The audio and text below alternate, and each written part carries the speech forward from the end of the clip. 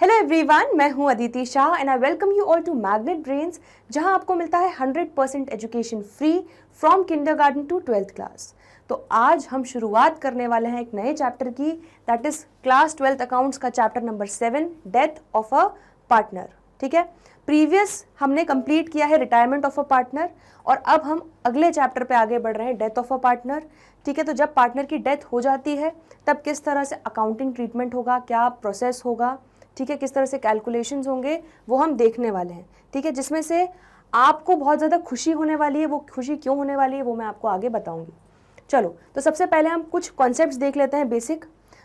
Partnership comes to an end on the death of a partner but the firm में continue its business with the remaining partners. ठीक है, तो partnership जो होती है वो एंड हो जाती है जब भी किसी भी एक पार्टनर की डेथ हो जाती है, तो उनकी जो आपसी पार्टनरशिप है वो खत्म हो जाती है, बिकॉज रिकॉन्स्टिट्यूशन ऑफ पार्टनरशिप अब होगा। बिल्कुल उसी तरह से जब भी किसी नए पार्टनर का एडमिशन होता है, या कोई पार्टनर फर्म छोड़ के जा रहा है ड्यू टू रिटायरमेंट, या कोई पार्टनर जो है फर्म को छोड़कर जा रहा है ड्यू टू हिज डेथ। ठीक है, तो इन सारे ही केसेस में क्या होता है, पार्टनरशिप एंड होती है और वापस से रिन्यू होकर वापस से शुरुआत होती है। समझ में आ रहा है? तो वो यही बोल रहे हैं कि partnership comes to an end जब भी किसी पार्टनर की डेथ हो जाती है, तो बाकी लोग सबकी पार्टनरशिप क्या हो जाती है, टूट जाती है, बिखर जाती है। और रिमेनिंग पार्टनर्स फिर क्या करते हैं, फिर वो बिजनेस को कंटिन्यू कर सकते हैं। तो जैसे 3 पार्टनर्स थे, ए बी सी, उसमें से ए की डेथ हो गई तो बी और सी रिमेनिंग पार्टनर जो है वो क्या करेंगे, फर्म का बिजनेस को कंटिन्यू कर सकते हैं। और साथ ही साथ क्या होगा, जो डिजीज्ड पार्टनर है, डिजीज्ड पार्टनर का मतलब क्या है, ध्यान से देखो, डिजीज्ड पार्टनर का मतलब वही पार्टनर हु डाइज। तो जैसे हमने प्रीवियस चैप्टर में देखा था, जब कोई पार्टनर रिटायर हो जाता है तो उसको क्या बोलते हैं, रिटायरिंग पार्टनर। जब किसी पार्टनर की डेथ हो जाएगी तो उसको क्या बोलेंगे हम, डिजीज्ड पार्टनर। ठीक है, तो जब भी पार्टनर रिटायर हो रहा है या उसकी डेथ हो रही है, दोनों ही केसेस में वो फर्म छोड़कर जा रहा है। ठीक है, तो क्या होता है, वो अपना हिस्सा छोड़कर चला जाता है, जो प्रॉफिट में हिस्सा है या जो पिज्जा में जो उसका हिस्सा है वो छोड़कर चला जाता है। तो बाकी उसका जो हिस्सा है वो रिमेनिंग पार्टनर्स क्या करते हैं, वो अक्वायर कर लेते हैं। ठीक है, तो बस यही बोल रहे हैं कि remaining partners who take the share of the deceased partner, या तो अपने ओल्ड रेशियो में उसको अक्वायर करते हैं डिजीज पार्टनर के शेयर को। ठीक है, या अगर उन्होंने आपस में कोई रेशियो डिसाइड किया है कि हम इस तरह से इस रेशियो में अक्वायर करेंगे, तो वो उस रेशियो में अक्वायर करते हैं। आ रहा है समझ में? तो बिल्कुल रिटायरमेंट की तरह ही है यहाँ पर, बस क्या है कि यहाँ पर पार्टनर ड्यू टू डेथ छोड़कर जा रहा है, प्रीवियस चैप्टर में ड्यू टू रिटायरमेंट छोड़कर जा रहा था। समझ में आ रहा है? तो वो जो अपना हिस्सा छोड़कर जाएगा, रिमेनिंग पार्टनर्स क्या करेंगे, उसको अक्वायर कर लेंगे, या तो ओल्ड रेशियो में या भी अगर उन्होंने कोई रेशियो डिसाइड किया है तो उसमें। ये कॉन्सेप्ट क्लियर हो गया? चलो next, accounting process on the death of a partner is same as that of retirement of a partner. ओ हो, मतलब ये स्टेटमेंट पढ़कर तो इतनी खुशी हो गई। क्या बोल रहे हैं कि अकाउंटिंग प्रोसेस जो भी करते थे करेंगे हम डेथ ऑफ अ पार्टनर में, वो सेम टू सेम होने वाला है जो हम रिटायरमेंट ऑफ अ पार्टनर में करते थे। ठीक है, मतलब इसका मतलब खुशखबरी यही है कि आपका ऑलरेडी ये चैप्टर 90% 95% किया हुआ है। ठीक है, आपको सारे कॉन्सेप्ट्स ऑलरेडी आते हैं अगर आपने रिटायरमेंट ऑफ अ पार्टनर पढ़ लिया है तो। ठीक है, तो अगर आपको रिटायरमेंट ऑफ अ पार्टनर अच्छे से आता है तो बस समझ जाना कि डेथ ऑफ अ पार्टनर में 90 से 95% आपका ऑलरेडी डन है। ठीक है, रिमेनिंग बस 5% हमें और करना है। समझ में आ रहा है? तो अकाउंटिंग प्रोसेस जो है वो सेम होने वाला है डेथ ऑफ अ पार्टनर में, रिटायरमेंट ऑफ अ पार्टनर की तरह। बस डिफरेंस क्या है, 2 सिचुएशंस में डिफरेंस है। देखो, बहुत सिंपल और लॉजिकल डिफरेंस है। पहला डिफरेंस क्या होगा, retirement of a partner voluntary in nature होता है। वॉलेंट्री इन नेचर मतलब क्या होता है, एक पार्टनर डिसाइड कर सकता है अपने विल के अकॉर्डिंगली कि अच्छा मेरा मन हो रहा है अब मुझे इस फर्म का पार्ट नहीं रहना है, मैं रिटायरमेंट ले रहा हूँ। ठीक है, तो रिटायरमेंट वॉलेंट्री बेसिस पे होता है and it can be planned, और उसको प्लान किया जा सकता है। ठीक है, तो कोई भी पार्टनर प्लान कर सकता है कि ठीक है मैं अब 2 महीने और इस फर्म का पार्ट हूँ, 2 महीने बाद 1 अप्रैल को मैं इस फर्म को छोड़कर चला जाऊंगा, मैं रिटायरमेंट ले लूंगा। ठीक है, आ रहा है समझ में? तो प्लान किया जा सकता है वहीं पर, लेकिन क्या आप डेथ को वॉलेंट्री बेसिस पे वॉलेंट्री नेचर का बोल सकते हो? नहीं। ठीक है, आप ऐसा कभी बोल सकते हो कि अरे अब तो मेरा मरने का मन हो रहा है तो चलो अब हम मर जाते हैं, ऐसा नहीं कर सकते। ठीक है, वो तो भगवान का बुलावा है, जब आ जाए। ठीक है, तो आपको पता भी नहीं है, और plus death of a partner unplanned होती है। ठीक है, कभी भी हो सकता है, भगवान का बुलावा कभी भी आ सकता है, ठीक है, डेथ कभी भी हो सकती है। तो इसलिए डेथ हमेशा क्या होती है, अनप्लैंड, उसको प्लान नहीं किया जा सकता, ठीक है। तो रिटायरमेंट ऑफ अ पार्टनर जो वॉलंटरी इन नेचर होता है और उसको प्लान किया जा सकता है, लेकिन डेथ ऑफ अ पार्टनर को हम कभी भी प्लान नहीं कर सकते। ये सारी चीज़ें अनप्लैंड वे में होती हैं। आया समझ में? तो ये एक डिफरेंस हो गया। दूसरा डिफरेंस क्या हो गया, अब आपको याद होगा रिटायरमेंट ऑफ अ पार्टनर में हमने पढ़ा था, जब हम पूरा पार्टनर्स कैपिटल अकाउंट बनाते थे तो उसमें सारे एडजस्टमेंट्स करने के बाद जो क्लोजिंग बैलेंस आता था रिटायरिंग पार्टनर का, उसको हम क्या करते थे, उसके लोन अकाउंट में ट्रांसफर कर देते थे, तो वो अमाउंट ड्यू हो जाता था, ठीक है, जो फर्म धीरे धीरे रिटायरिंग पार्टनर को क्या करती थी, पे करती जाएगी। तो जो भी payment of amount due is made to retiring partner in the case of retirement, ठीक है, तो जो भी अमाउंट ड्यू होता है फर्म उसको पे करेगी रिटायरिंग पार्टनर को, अगर रिटायरमेंट का केस है तो। लेकिन डेथ ऑफ अ पार्टनर के केस में वो किसको पे करेगी, क्योंकि पार्टनर तो खुद है ही नहीं, उसने सिर्फ फर्म को नहीं, उसने तो दुनिया को भी छोड़ दिया है, ठीक है, तो उसको तो आप पे कर नहीं सकते, तो क्या किसको पे करोगे, तो यहाँ पर लीगल एयर आता है पिक्चर में, ठीक है। तो legal heir of the deceased partner या legal representative of the deceased partner, जिस पार्टनर की भी डेथ हो गई है उसका लीगल उत्तराधिकारी, ठीक है, लीगल एयर आएगा पिक्चर में, और उसको जो अमाउंट ड्यू है, जो आपका डिजीज पार्टनर है उसको जो भी अमाउंट ड्यू है वो उसको दिया जाएगा। लीगल एयर कोई भी हो सकता है, जिस पार्टनर की डेथ हुई उसका बेटा हो सकता है, उसका भाई हो सकता है, ठीक है, उसकी वाइफ हो सकती है, कुछ भी, कोई भी हो सकता है, ठीक है, जो भी डिसाइड किया गया है, ठीक है। आया समझ में? तो इतना समझ में आया, जो भी अमाउंट ड्यू होता है, ठीक है, उसका पेमेंट रिटायरिंग पार्टनर को किया जाता है इन केस ऑफ रिटायरमेंट, लेकिन इन केस ऑफ डेथ जो डिजीज्ड पार्टनर है वो तो खुद आ नहीं सकता जो भी अमाउंट ड्यू है उसके लिए, तो इसीलिए उसका लीगल एयर आता है, ठीक है, प्रॉक्सी लगाने बेसिकली उसकी। समझ में आया? इतना क्लियर हो गया? जल्दी से नोट कर लो, इसमें कोई डाउट हो तो जल्दी से पूछो, ठीक है। तो बेसिक हमने कॉन्सेप्ट समझ लिया डेथ ऑफ अ पार्टनर का, और किस तरह से रिटायरमेंट और डेथ में बस 2 सिचुएशंस में डिफरेंसेस हैं, बाकी पूरा अकाउंटिंग प्रोसेस सेम होने वाला है, ठीक है। तो इन 2 सिचुएशंस के कारण थोड़ा सा जो 5% मैं बोल रही हूँ कि 95% आपका चैप्टर ऑलरेडी किया हुआ है, जो 5% जो हमें करना है वो इन 2 सिचुएशंस के कारण करना है। आ रहा है समझ में? चलो अब आगे देखते हैं, adjustments to be made in case of death of a partner. अब यहाँ पर आपको देखकर इतनी ज़्यादा खुशी होने वाली है, क्यों? ज़रा ध्यान से देखो, जब भी पार्टनर की डेथ होगी तो क्या क्या एडजस्टमेंट्स किए जाएंगे। पहला, change in profit sharing ratio, obviously वो अपना प्रॉफिट शेयरिंग जो शेयर था वो छोड़कर जा रहा है, ठीक है, तो रिमेनिंग पार्टनर्स उसको अक्वायर करेंगे, तो यहाँ पर भी आपको गेनिंग रेशियो और न्यू प्रॉफिट शेयरिंग रेशियो निकालना होगा, ठीक है। एडजस्टमेंट ऑफ गुडविल, गुडविल में उसकी जो हिस्सेदारी होगी उसका कॉम्पनसेशन उसको मिलना चाहिए, किसके द्वारा? गेनिंग पार्टनर्स के द्वारा।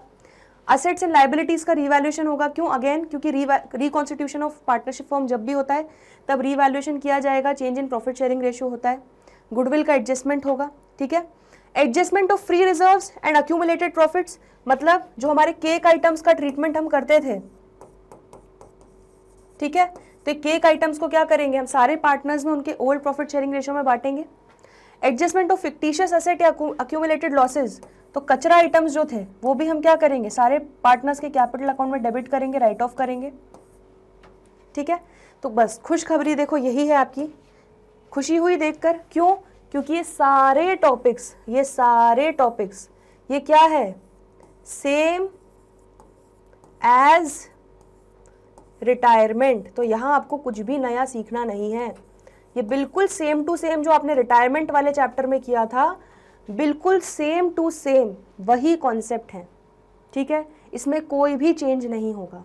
बिल्कुल जो आपने प्रीवियस चैप्टर में सारी चीज़ों का ट्रीटमेंट किया है, एडजस्टमेंट किया है, एग्जैक्टली सेम इस चैप्टर में भी होगा। क्यों? क्योंकि यहाँ पर भी पार्टनर फर्म को छोड़कर जा रहा है, ठीक है, बस रीज़न अलग है, वहाँ पे रिटायरमेंट था, यहाँ पर डेथ है। समझ में आया? ठीक है, बस अब यहाँ पर आपको जो सीखना है वो है ये 2 topics, accounting and calculation of share of profit and loss of diseased partner या डिजीज पार्टनर का कैपिटल अकाउंट, ठीक है। तो बेसिकली ये 2 चीज़ें हम कवर करने वाले हैं, ये आपका ऑलरेडी किया हुआ है, 95% आपका चैप्टर डन है, सिर्फ 5% जो चीज़ें सीखनी है वो ये 2 चीज़ें हैं। समझ में आ गया? ठीक है, तो जल्दी से ये नोट कर लो। चलिए तो अब हम आगे बढ़ते हैं। जो 5% ऑफ द चैप्टर हमको समझना है, अब बिल्कुल फोकस करना है। इतने से कॉन्सेप्ट समझ जाने पर आपका पूरा चैप्टर कंप्लीट हो जाएगा। चलो तो सबसे पहले हम क्या देखने वाले हैं, accounting and calculation of share of profit और लॉस ऑफ डिजीज्ड पार्टनर। ठीक है, तो किस तरह से जो डिजीज्ड पार्टनर है, जिस पार्टनर की डेथ हो गई है, उसका शेयर ऑफ प्रॉफिट या लॉस हम किस तरह से कैलकुलेट करेंगे और उसकी अकाउंटिंग किस तरह से होगी, जर्नल एंट्रीज क्या होंगी, वो हम देखने वाले हैं। आ रहा है समझ में? चलो तो सबसे पहले आ रहे हैं हम कैलकुलेशन पार्ट पे। ठीक है, तो calculation of share of profit of diseased partner किस तरह से होगा? दो तरह से, या तो फाइनल अकाउंट्स प्रिपेयर हो रहे होंगे उस समय या नहीं हो रहे होंगे। ठीक है, अदर केसेस। तो सबसे पहले हम बाय प्रिपेयरिंग फाइनल अकाउंट्स को देखते हैं। चलो तो ध्यान दो, बिल्कुल हम डायग्राम के थ्रू समझेंगे। ये आपका पूरा 1 साल है। ठीक है, तो ये समझ लो, ये आपका हो गया April 1, 2020 और ये हो जाएगा March 31, 2021। ठीक है, तो ये पूरा 1 साल का आपका अकाउंटिंग पीरियड है। अब क्या हुआ, यहां पर पार्टनर की डेथ हो रही है ईयर एंड पर, दैट इज March 31 पे पार्टनर की डेथ हो रही है और उसी समय ईयर एंड पर आपके बुक्स क्लोज किए जाते हैं, फाइनल अकाउंट्स प्रिपेयर किए जाते हैं। ठीक है, तब उस केस में, उस सिचुएशन में क्या एंट्रीज होंगी? तो बहुत सिंपल है, आपने फंडामेंटल ऑफ पार्टनरशिप वाला चैप्टर पढ़ा है। उसमें आप क्या प्रिपेयर करते थे जब पार्टनरशिप फर्म के हम फाइनल अकाउंट्स प्रिपेयर करते थे? तो उसमें आप P&L अप्रोप्रिएशन अकाउंट प्रिपेयर करते थे, याद आ रहा है कुछ? ठीक है, तो सारे एडजस्टमेंट्स करने के बाद जो केक का आखिरी पीस बचता था, ठीक है, दैट इज जो प्रॉफिट बचता था, ठीक है, उसको हम क्या करते थे, पार्टनर्स में बांट देते थे। समझ में आ रहा है? तो क्या एंट्री करते थे, P&L अप्रोप्रिएशन अकाउंट डेबिट, तो P&L appropriation account debit to partners capital account,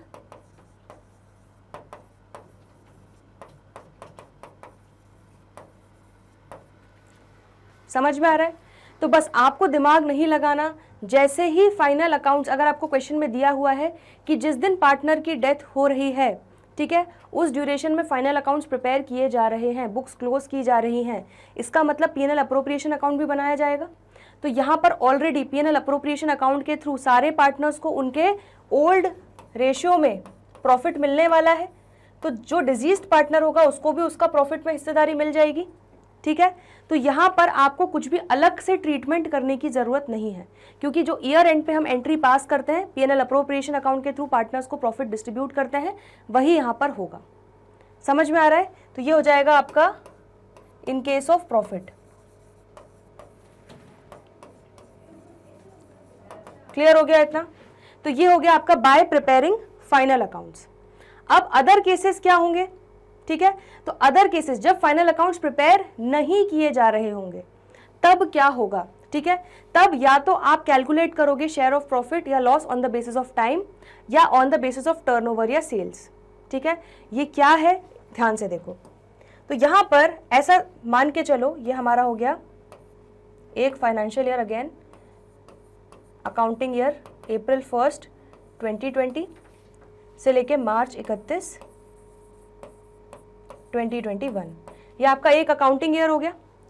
अब पहले वाले केस में तो जब फाइनल अकाउंट्स प्रिपेयर हो रहे थे तभी पार्टनर की डेथ हो गई, तो दिमाग लगाना नहीं पड़ा, सीधे सीधे हमने P&L अप्रोप्रिएशन अकाउंट के थ्रू जो हम करते हैं पार्टनर्स के कैपिटल अकाउंट में ओल्ड रेशियो में प्रॉफिट बांट दिया। अब यहां पर क्या हुआ कि यहां पर 3 महीने बाद ही, दैट इज 30 जून को ही पार्टनर की डेथ हो गई।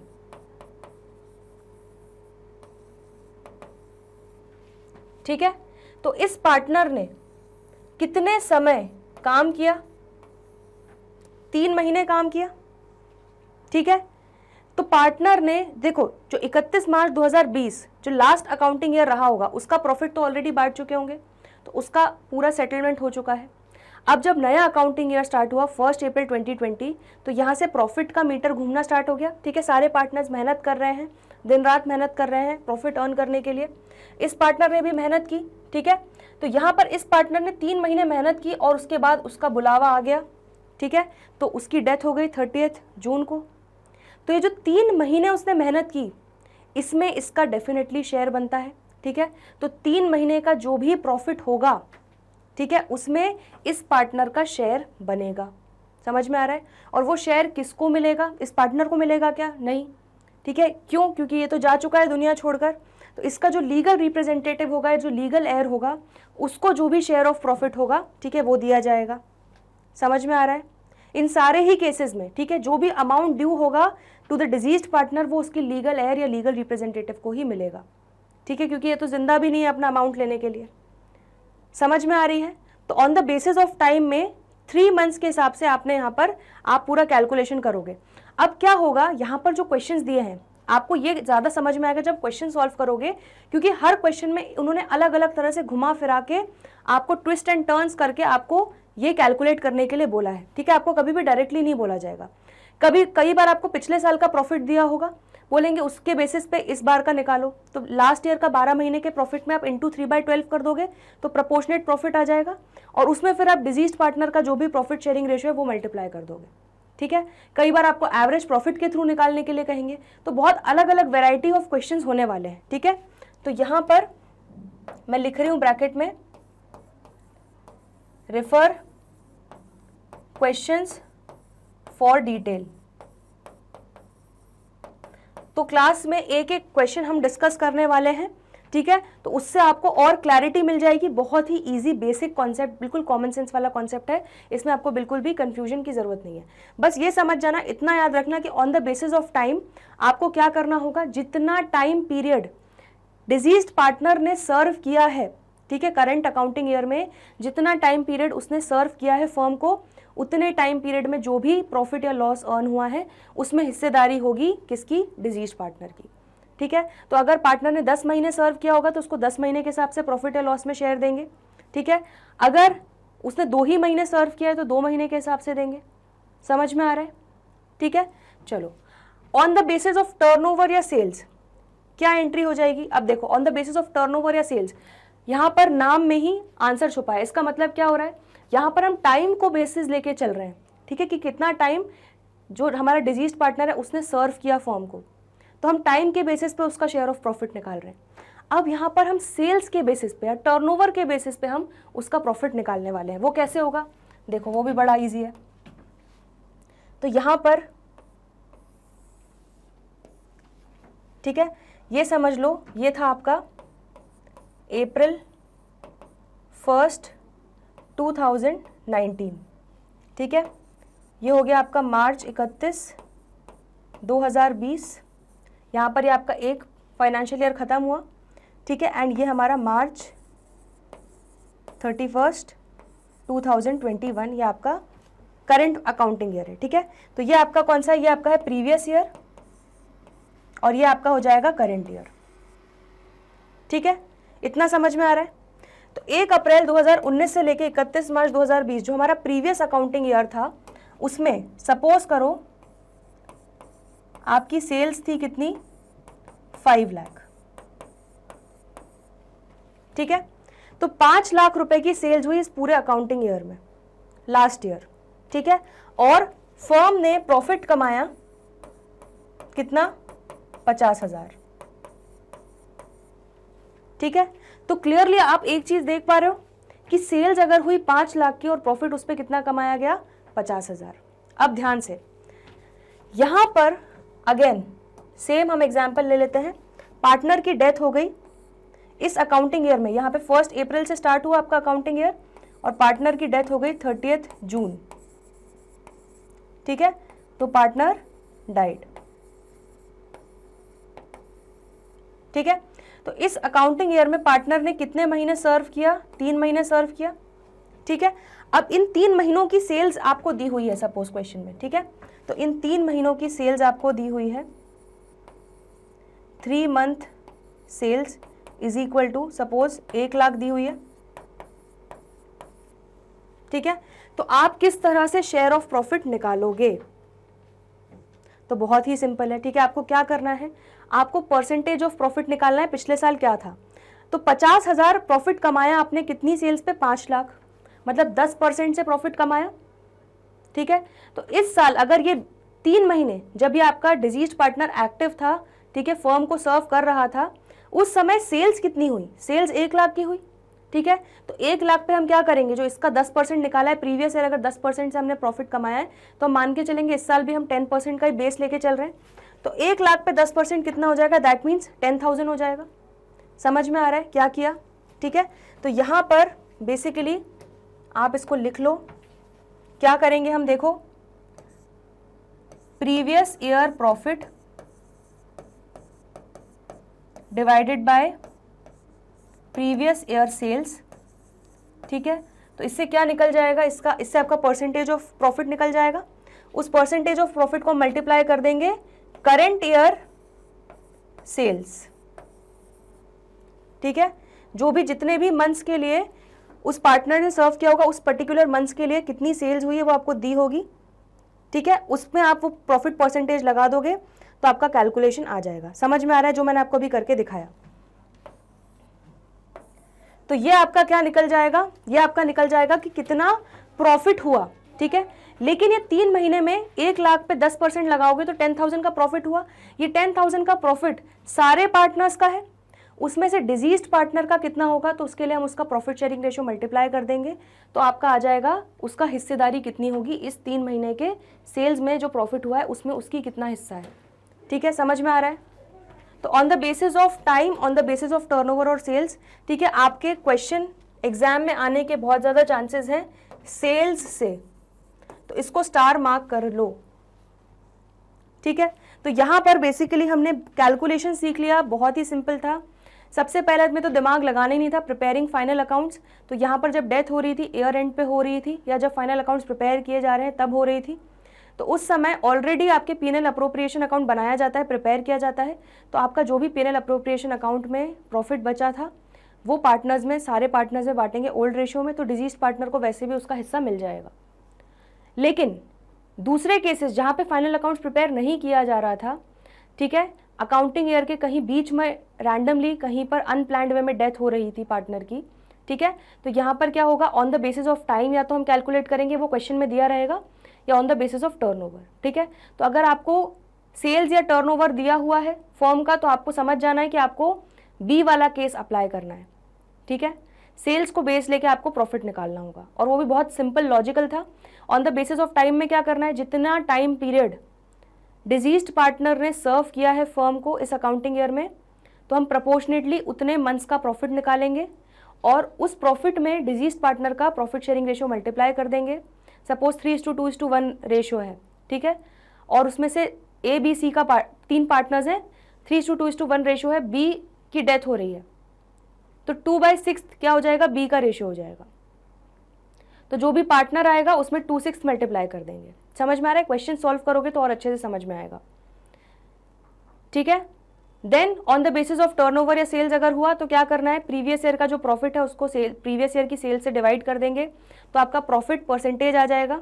इसी तरह अगर लॉस दिया होगा तो लॉस का परसेंटेज आ जाएगा, और उस परसेंटेज को हम मल्टीप्लाई कर देंगे इस साल की जो हमें करेंट ईयर की जो सेल्स दी होंगी, ठीक है, उस पीरियड ऑफ टाइम के लिए जितने टाइम में डिजीज पार्टनर ने सर्व किया उससे मल्टीप्लाई कर देंगे तो हमारा उस पीरियड का प्रॉफिट आ जाएगा, और प्रॉफिट में फिर हम उसका जो भी प्रॉफिट शेयरिंग रेशियो है वो मल्टीप्लाई करेंगे तो उसकी हिस्सेदारी आ जाएगी, उसका शेयर ऑफ प्रॉफिट आ जाएगा डिजीज्ड पार्टनर का।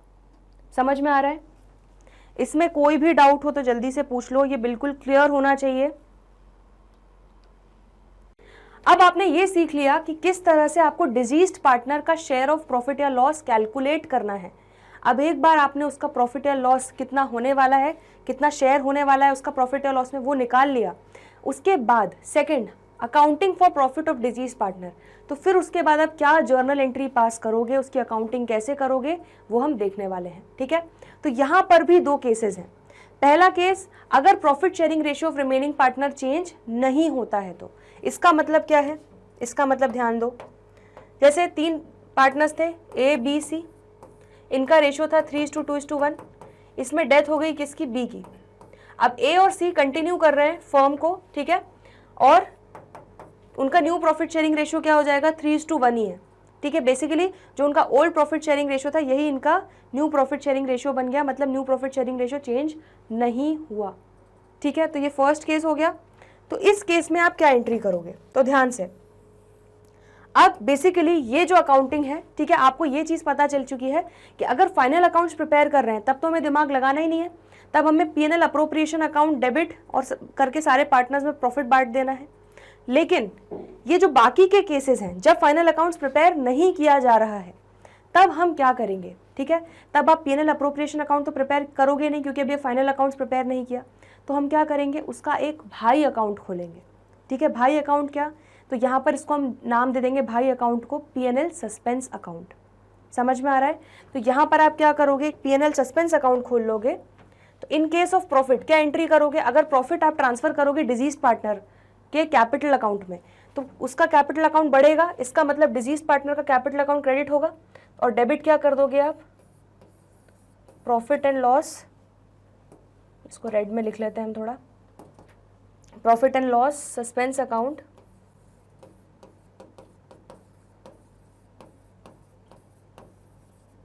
सस्पेंस अकाउंट डेबिट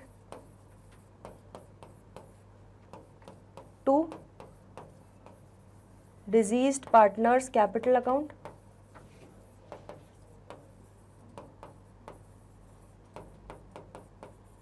ठीक है, तो ये आपका हो जाएगा इन केस ऑफ प्रॉफिट।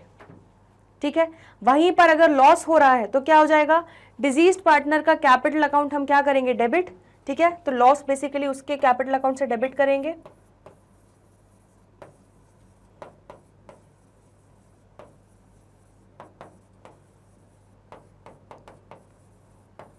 और क्रेडिट क्या कर देंगे? यहां पर एडजस्ट कहां से करेंगे? Profit and loss suspense account से। तो to profit and loss suspense account. आ रहा है समझ में? तो ये दोनों एंट्री समझ में आ गई। इन केस ऑफ प्रॉफिट क्या करोगे? यहां पर अब आप अप्रोप्रिएशन नहीं खोल सकते। क्यों? क्योंकि अप्रोप्रिएशन सिर्फ और सिर्फ जब फाइनल अकाउंट्स प्रिपेयर हो रहे होंगे डेथ के समय, अगर उस समय ईयर एंड पर डेथ हो रही है और उस समय फाइनल अकाउंट्स प्रिपेयर हो रहे हैं, तब आप पीएनएल अप्रोप्रिएशन प्रिपेयर करोगे। बाकी केसेस में जो भी शेयर ऑफ प्रॉफिट है वो आप कैसे बांटोगे? आप सस्पेंस अकाउंट के थ्रू बांटोगे। ठीक है, तो उसका भाई अकाउंट खोलोगे, profit and loss suspense account debit to deceased partner का जो हिस्सेदारी है, डिजीज पार्टनर का जो शेयर ऑफ प्रॉफिट है वो उसके पार्टनर्स कैपिटल अकाउंट में क्रेडिट कर दोगे। और अगर लॉस हुआ है तो उसमें जो डिजीज पार्टनर का हिस्सा है उससे उतने अमाउंट से डिजीज पार्टनर का कैपिटल अकाउंट डेबिट कर दोगे and PNL suspense account credit कर दोगे। ठीक है, तो ये सिंपल सी एंट्रीज थी। अगर profit sharing ratio of remaining partner does not change तब। ठीक है, लेकिन अगर profit sharing ratio of remaining partner changes तब क्या होगा? ठीक है, तो ये हम देख लेते हैं। चलो, तो इन केस ऑफ प्रॉफिट यहां पर दो एंट्रीज पास की जाएंगी। ठीक है, आपको एक छोटी सी चीज मैं बता देती हूं जो आपको याद रखनी है, क्या, जो कि बहुत सिंपल है, आपको ऑलरेडी पता है। जब भी प्रॉफिट एंड लॉस अकाउंट का डेबिट बैलेंस होता है, ठीक है, उसको हम कहां दिखाते हैं? बैलेंस शीट में, असेट साइड में दिखाते हैं। अगर पीएनएल का क्रेडिट बैलेंस होता है तो उसको हम कहां दिखाते हैं? लायबिलिटी साइड में। सिमिलरली यहां पर भी profit and loss suspense account को आप डेबिट करोगे इन केस ऑफ प्रॉफिट, तो इसका दूसरा इंपैक्ट कहां जाएगा? कि आपके बैलेंस शीट में चला जाएगा एज असेट। तो इसको आप बैलेंस शीट में दिखाओगे एज असेट। समझ में आ रहा है? क्योंकि इसका डेबिट बैलेंस है। और यहीं पर इन case of loss profit and loss suspense account को क्या करोगे? क्रेडिट। ठीक है, तो इसका क्रेडिट बैलेंस है, तो इसको आप बैलेंस शीट में कहां पे दिखाओगे? लायबिलिटी साइड में। तो ये चीज आपको हमेशा याद रखनी है। ठीक है, आपसे 1 मार्क में ये चीज पूछ सकते हैं। तो profit and loss suspense account जब भी आप डेबिट करोगे, ठीक है, तो उसका बैलेंस जो है वो आप बैलेंस शीट में दिखाओगे। अगर डेबिट किया है तो बैलेंस शीट में एसेट साइड पे दिखाओगे, क्रेडिट किया है तो बैलेंस शीट में लायबिलिटी साइड पे दिखाओगे। इतना समझ में आ गया? अब यहां पर अगर profit sharing ratio of remaining partner change होता है तब क्या होगा? तब दो एंट्रीज पास होंगी। ठीक है, पहली एंट्री क्या पास होगी? सेम टू सेम यही, in case of profit PNL suspense account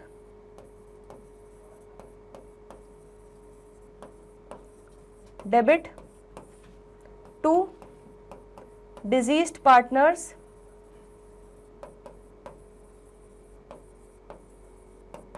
capital account. ठीक है, एंड यहाँ पर कभी भी P&L सस्पेंस अकाउंट को हम कैरी फॉरवर्ड नहीं करेंगे। तो क्या करेंगे, यहाँ पर P&L सस्पेंस अकाउंट को हम राइट ऑफ करेंगे। तो यहाँ पर P&L सस्पेंस अकाउंट को डेबिट किया था, उसको राइट ऑफ करने के लिए क्या करना होगा, क्रेडिट। तो यहाँ पर हम डेबिट किसको कर देंगे, गेनिंग पार्टनर्स को। तो gaining partners capital account debit to P&L suspense account. ठीक है, समझ में आ रहा है। तो आपको हमेशा क्वेश्चन में खुद से ये पूछना है, क्या प्रॉफिट शेयरिंग रेशियो चेंज हो रहा है। अगर नहीं हो रहा है तो आपको दिमाग नहीं लगाना है। प्रॉफिट है तो बस ये एक ये एंट्री पास कर देनी है, लॉस है तो ये एंट्री पास कर देनी है। लेकिन अगर प्रॉफिट शेयरिंग रेशियो चेंज हो रहा है, ठीक है, तो वहां पर आप P&L सस्पेंस अकाउंट को कैरी फॉरवर्ड नहीं करोगे बैलेंस शीट में, उसको आप राइट ऑफ करोगे। इसलिए आपको 2 एंट्रीज पास करनी पड़ेगी।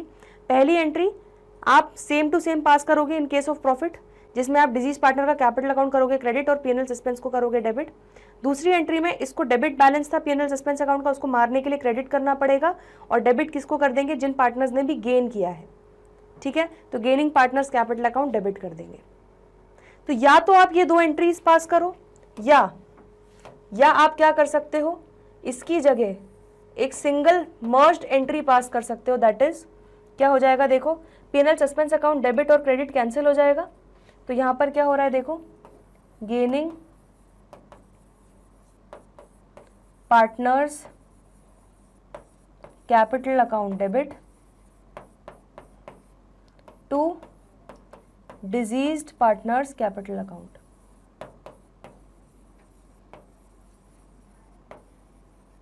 ठीक है, तो कुछ याद आ रहा है ये एंट्री देख के, बिल्कुल जैसे हम गुडविल की एंट्री करते थे। ठीक है, तो गुडविल का कॉम्पनसेशन देते थे गेनिंग पार्टनर्स किसको, रिटायर्ड पार्टनर को। तो यहाँ पर भी देखो gaining partners capital account debit to retired partner की जगह क्या हो रहा है, डिजीज पार्टनर हो रहा है।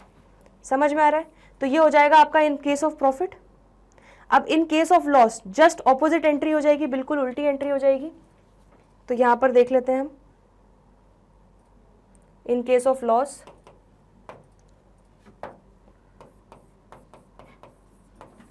तो इन केस ऑफ लॉस हम लिख लेते हैं। तो यहां पर क्या हो जाएगा, इन case of loss diseased partners capital account debit हो जाएगा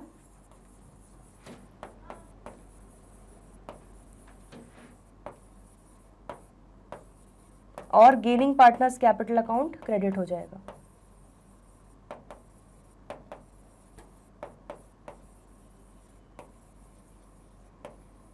समझ में आ रहा है।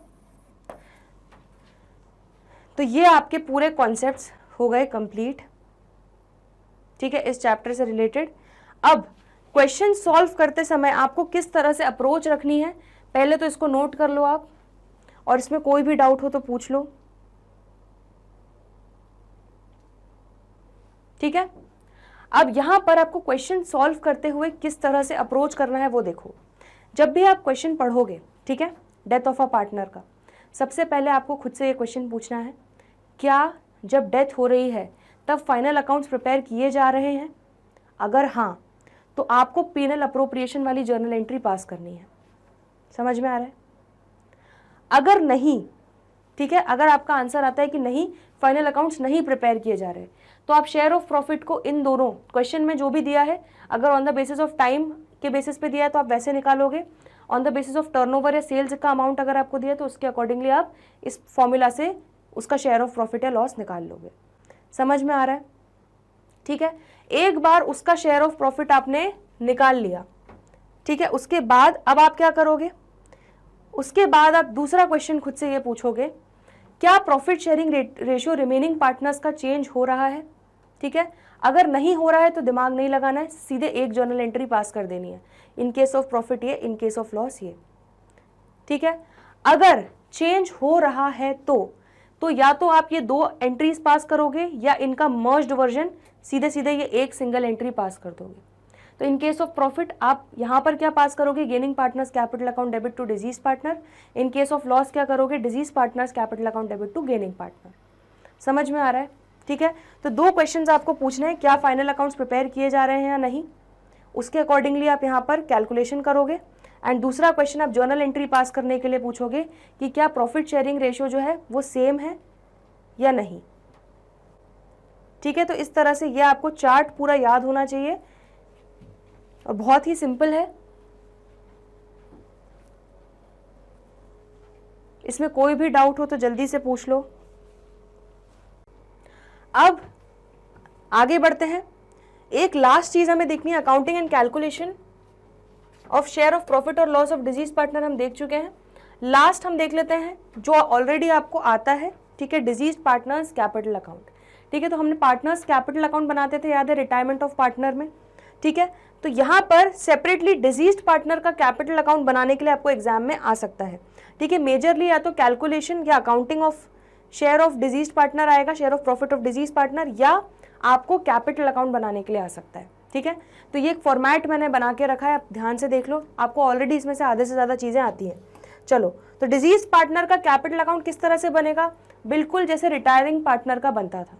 ठीक है, वहाँ पे हम तीनों पार्टनर्स का, रिमेनिंग पार्टनर्स का भी साथ में बनाते थे, बट यहाँ पर हम डिजीज पार्टनर का सेपरेटली अलग से मैंने आपको एक फॉर्मेट बना के दिखाया है। तो क्या होता था, सबसे पहले पार्टनर्स कैपिटल अकाउंट में बाय बैलेंस बीडी, ठीक है, तो हम क्या करते थे, जो ओपनिंग बैलेंस है बिफोर एडजस्टमेंट्स वो हम ले लेते थे।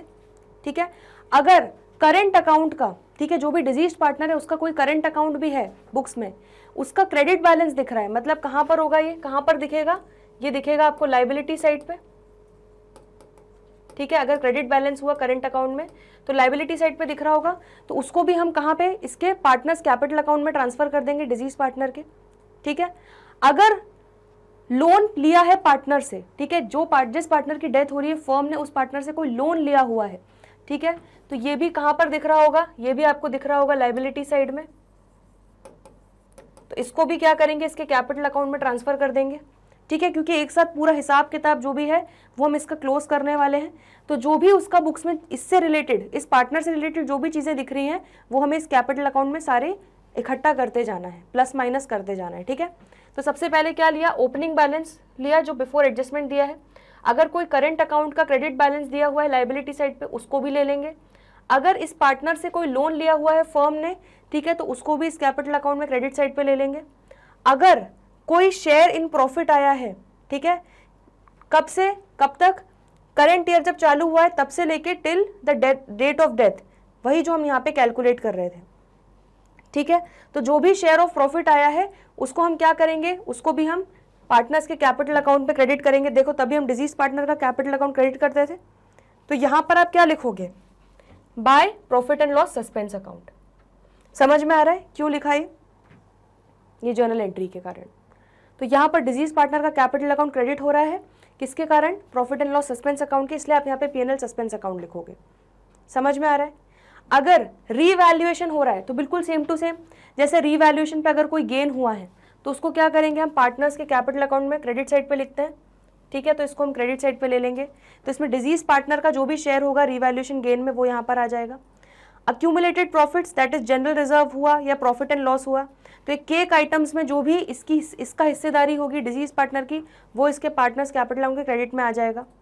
ठीक है, हाँ, ये एक चीज इंपॉर्टेंट है, profit and loss suspense account again किस चीज के लिए आएगा, अगर इंटरेस्ट ऑन कैपिटल दे रहे हैं। तो सपोज यहाँ पर, जैसे हमारा यहाँ पर एग्जाम्पल में ये पार्टनर 3 महीने तक फर्म को सर्व कर रहा था, तो ये 3 महीने में उसके जो कैपिटल पे इंटरेस्ट कैलकुलेट होगा, ठीक है, तो उसके लिए भी एंट्री क्या की जाएगी, उसकी भी एंट्री भी पीएनएल सस्पेंस अकाउंट के थ्रू की जाएगी।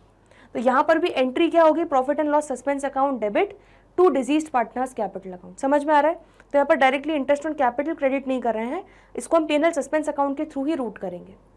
समझ में आ गया इतना, ठीक है। अगर कोई सैलरी या कमीशन ड्यू है जो इस पार्टनर को देनी है, तो उसको हम उसके पार्टनर्स के कैपिटल अकाउंट में क्रेडिट कर देंगे। समझ में आया। तो ये सारी चीज़ें, ये सारे आइटम्स क्रेडिट साइड पे आ जाएंगे। जो चीज़ें भी इस डिजीज पार्टनर को मिलनी होंगी, ठीक है, वो सारी क्रेडिट हो जाएंगी। ठीक है, अब डेबिट साइड पे क्या आ जाएगा, देखो सारी चीज़ें ऑपोजिट। करंट अकाउंट का अगर डेबिट बैलेंस दिख रहा है, इसका मतलब क्या, असेट साइड पर दिख रहा होगा डेबिट बैलेंस, तो इसको हम क्या करेंगे, ट्रांसफर करके डिजीज पार्टनर के कैपिटल अकाउंट में ले आएंगे।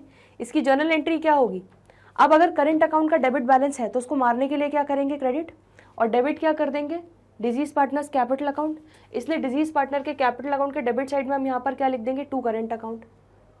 अगर हमने इस पार्टनर को कोई लोन दिया हुआ है तो इसका मतलब ये एक तरीके से हमारा डेटर हो गया जिससे हमें लोन लेना है, जिससे हमें पैसे लेने हैं, ठीक है। तो अगर हमने इस पार्टनर को लोन दिया हुआ है तो उतने अमाउंट से इसका कैपिटल अकाउंट को क्या कर देंगे, कम कर देंगे। समझ में आ रहा है? तो इसलिए डेबिट साइड पे लिखेंगे इसको। रीवैल्यूएशन पे अगर कोई लॉस हुआ है, ठीक है, तो revaluation of assets and liabilities करने के कारण अगर लॉस हो रहा है उसमें जो इसका शेयर होगा उसको डेबिट करेंगे। अक्यूमुलेटेड लॉसेस, दैट इज कोई जो कचरा आइटम्स हैं उसमें जो इसका शेयर होगा उसको हम यहाँ पर डेबिट साइड में राइट ऑफ करेंगे।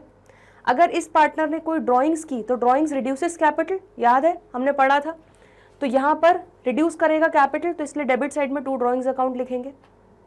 इस ड्राइंग्स पर अगर पार्टनर को कोई इंटरेस्ट ऑन ड्राइंग्स भी देनी होगी तो वो भी हम डेबिट करेंगे उसके कैपिटल अकाउंट में, ठीक है, वो उसके कैपिटल अकाउंट से इंटरेस्ट ऑन ड्राइंग्स भी रिकवर करेंगे। एंड अगर यहाँ पर शेयर ऑफ प्रॉफिट की जगह शेयर ऑफ लॉस आया है, ठीक है, तो शेयर ऑफ लॉस अगर आया है from for current year till date of death, ठीक है, तो इस अकाउंटिंग ईयर के शुरू होने से स्टार्ट से लेके उसकी डेट ऑफ डेथ तक अगर कोई शेयर ऑफ लॉस आया है तो उसको उसकी एंट्री क्या हो जाएगी, देखो जरा जर्नल एंट्री क्या हुई है, deceased partners capital account debit to PNL suspense account. तो देखो डिजीज पार्टनर के कैपिटल अकाउंट के डेबिट साइड में टू पीएनएल सस्पेंस अकाउंट लिख दोगे, share of loss for current year till date of death. और अगर कोई एग्जिस्टिंग गुडविल, आपको ऑलरेडी बैलेंस शीट में जो गुडविल दिख रही है दैट इज परचेज्ड गुडविल या एग्जिस्टिंग गुडविल, उसको भी आप राइट ऑफ करते हो तो वो भी आप डेबिट साइड पर राइट ऑफ कर दोगे। ये सारे एडजस्टमेंट्स करने के बाद, ठीक है, इसमें सिर्फ आपने जो नया सीखा है वो पीएनएल सस्पेंस अकाउंट से रिलेटेड सीखा है और एक इंटरेस्ट ऑन कैपिटल से रिलेटेड, बाकी ऑलरेडी आपको ये सारी चीज़ें आती थी, ठीक है। बाकी सारी चीज़ें सेम टू सेम जैसे रिटायरिंग पार्टनर का कैपिटल अकाउंट बनाते थे वही सारी चीज़ें हैं। अब सारी चीज़ें क्रेडिट करने के बाद माइनस डेबिट करने के बाद हमारा जो क्लोजिंग बैलेंस आएगा, ठीक है, तो यहाँ पर बैलेंसिंग फिगर आएगा। तो हम क्या करते थे रिटायरमेंट के केस में, हम पार्टनर के लोन अकाउंट में ट्रांसफ़र कर देते थे, लेकिन यहाँ पर पार्टनर तो अब जिंदा है नहीं तो उसका कोई लोन अकाउंट तो होगा नहीं, इसलिए क्या करेंगे, जो भी अमाउंट ड्यू होगा उसको हम ट्रांसफ़र कर देंगे उसके डिजीज्ड पार्टनर के एग्जीक्यूटर्स अकाउंट में। एग्जीक्यूटर मतलब जो उसका लीगल एयर या जो लीगल रिप्रेजेंटेटिव है, ठीक है, उस अकाउंट में हम उसको क्या कर देंगे, ट्रांसफ़र कर देंगे। समझ में आ रहा है? तो यहाँ पर पार्टनर का कोई लोन अकाउंट नहीं बनेगा, यहाँ पर उसके लीगल एयर या एग्जीक्यूटर अकाउंट जिसको हम बोलते हैं उसके अकाउंट में जो अमाउंट ड्यू होगा ये ट्रांसफ़र हो जाएगा, ठीक है। तो इस तरह से उसके लीगल एयर को ये सारा पैसा मिलेगा। समझ में आ रहा है? ठीक है, तो ये हो गया आपका डिजीज्ड पार्टनर्स कैपिटल अकाउंट का पूरा फॉर्मेट। इसमें कोई भी डाउट हो तो पूछ लो। तो यहाँ पर बस आपको ध्यान रखना है कि जो भी क्लोजिंग बैलेंस है वो आपका डिजीज्ड पार्टनर के एग्जीक्यूटर्स अकाउंट में जाएगा, ठीक है, लोन अकाउंट में नहीं, क्योंकि पार्टनर अब जिंदा नहीं है तो उसका लोन अकाउंट खोलने का कोई सेंस ही नहीं है, ठीक है। तो उसकी लीगल एयर को पैसा देना है, इसलिए उसका हम अलग से लीगल एयर का अकाउंट खोलेंगे और उसमें ये ट्रांसफ़र कर देंगे पूरा का पूरा अमाउंट, ठीक है। तो आप जर्नल एंट्रीज भी पास कर सकते हो अगर आपको इसके लेजर अकाउंट के थ्रू आ गया पास करने के लिए तो, ठीक है। अगर आपको बोला गया कि डिजीज पार्टनर के कैपिटल अकाउंट से ट्रांसफ़र करेंगे डिजीज पार्टनर के एग्जीक्यूटर अकाउंट को, उसकी जर्नल एंट्री बताओ, तो क्या एंट्री होगी, deceased partners capital account debit to deceased partners executors account, ठीक है। अगर बोला कि इंटरेस्ट ऑन कैपिटल दे रहे हैं डिजीज पार्टनर को, उसकी क्या एंट्री होगी, तो यहाँ पर आपको क्या करना होगा, पीएनएल सस्पेंस अकाउंट डेबिट करना होगा और disease partner capital account credit करना होगा, बिल्कुल सेम टू सेम जैसे शेयर ऑफ प्रॉफिट की एंट्री करते हो, ठीक है। तो आप खुद अपने मन से इतने समझदार हो कि यहाँ पे पूरी जर्नल एंट्रीज पास कर सकते हो, बिल्कुल बेसिक लॉजिक है, हमने जो क्लास 11th में किया हुआ था, ठीक है। चलिए, तो आई होप यहाँ पर हमारे जो पूरे डेथ ऑफ अ पार्टनर के हैं कॉन्सेप्ट्स कंप्लीट हुए हैं और अच्छे से आपको आई होप समझ में आया है। इसमें कोई भी डाउट हो, दिक्कत हो, परेशानी हो तो प्लीज़ कमेंट सेक्शन में पूछ लीजिएगा। इसमें आपको कॉन्फिडेंस और आ जाएगा जब आप इसके क्वेश्चंस और देख लोगे, ठीक है, तब आपको समझ में आएगा कि मैंने कॉन्सेप्ट में आपको इस तरह से क्यों समझाया है, ठीक है। तो यहाँ पर हम आज की क्लास ख़त्म करते हैं और बाकी के जो क्वेश्चंस हैं इन कॉन्सेप्ट्स पर बेस्ड वो करेंगे आने वाले अगले लेक्चर्स में।